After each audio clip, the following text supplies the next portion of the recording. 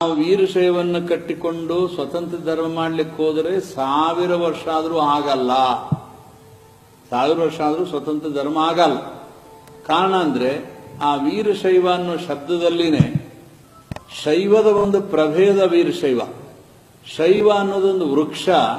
ಆ ವೃಕ್ಷದಲ್ಲಿ ಆದಿಶೈವ, ಅನಾದಿಶೈವ, ಅಪರಶೈವ, ವೀರಶೈವ 7 ಭಾಗ ಬರ್ತದೆ. ಅದರಲ್ಲಿ ಕೊನೆಯದೇ ವೀರಶೈವ. ಶೈವ ಧರ್ಮದ ಶೈವ ವೃಕ್ಷದ ಒಂದು ಶಾಖೆ ವೀರಶೈವ. ಅದು ಪ್ರತ್ಯೇಕ ಮರ ಆಗಲ್ಲ. ಇದು ಬೆಳಕಿನಷ್ಟೇ ಸತ್ಯವಾದಂಥದ್ದು. ಈ ಹಿನ್ನೆಲೆಯಲ್ಲಿ ನಾವು ವೀರಶೈವನ್ನ ಹಿಡ್ಕೊಳ್ಳಾರ್ದೇನೆ ಇದು ಲಿಂಗಾಯತ. ಜೊತೆಗೆ ವೀರಶೈವದ ಹಿನ್ನೆಲೆಯಲ್ಲಿ ಏನೇನಿದೆ? ಬಹುದೇವ ಉಪಾಸನೆ ಇದೆ, ಚಾತುರ್ವರ್ಣ ವ್ಯವಸ್ಥೆ ಇದೆ, ಸ್ತ್ರೀ ಪುರುಷರ ಭೇದ ಇದೆ. ಜೊತೆಗೆ ಅದು ಸಂಸ್ಕೃತದಲ್ಲಿದೆ, ಕನ್ನಡದಲ್ಲಿ ಇಲ್ಲ.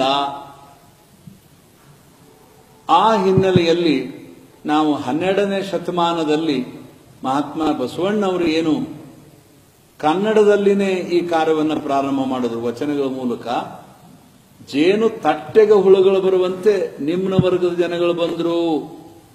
ಅನುಭವ ಮಂಟಪ ಇವತ್ತಿನ ಲೋಕಸಭೆಯ ಮೂಲ ಒಂದು ಕಾನ್ಸೆಪ್ಷನ್ ಅಂದ್ರೆ ಅನುಭವ ಮಂಟಪ.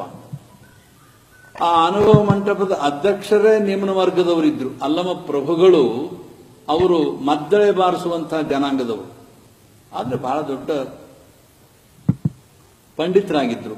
ಈ ಏನು ವೀರಶೈವ ಅಂತೇನು ನಮ್ಮ ಗುರುವರ್ಗದವರು ಹೇಳ್ತಾರೆ, ಈಗ ಅವ್ರು ಯಾರೂ ಬಸವಣ್ಣನನ್ನು ಗುರು ಅಂತ ಒಪ್ಕೊಳ್ಳಿಕ್ಕೆ ತಯಾರಿಲ್ಲ.